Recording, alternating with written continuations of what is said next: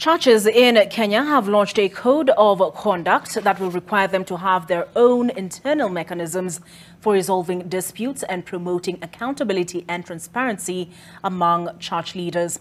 This comes months after President William Ruto appointed a 17-member task force to probe churches in the country following the Shakahola massacre, in which more than 400 members of a religious-like cult died.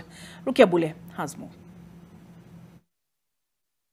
Years, cases of church leaders engaging in bizarre activities have been on the rise. And now, church leaders have unveiled a new code of conduct and governance guidelines in order to promote accountability within the church and its members.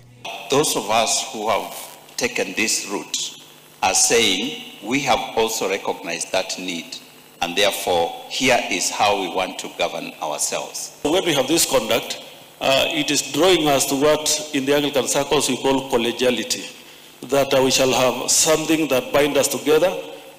We have autonomous dioceses and autonomous provinces, but we have this collegiality of those who subscribe and they say this is what we stand by. The code of conduct is meant to help the state and the church have a smooth regulation process.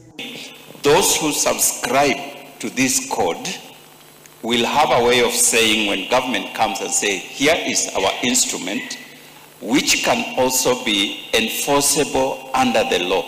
That if the church does not voluntarily adopt its own self-governance structures, the state will come in and enforce certain structures. And we're also hopeful that those churches that adopt this code, if the state comes in later to start bringing in structures, will recognize those who already have their own structures in place and will then focus on those who don't have their own structure. President William Ruto in May this year appointed a 17-member task force to review legal and regulatory frameworks governing religious organizations in Kenya following the Shakahola massacre, where more than 400 deaths have been reported.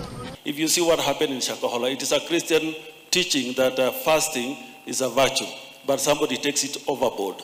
So all what I'm saying is correct interpretation of scripture, aligning ourselves to scripture, and let scripture guide us in our leadership dispensation is what we are not doing rightly. Rukia Bule, NTV.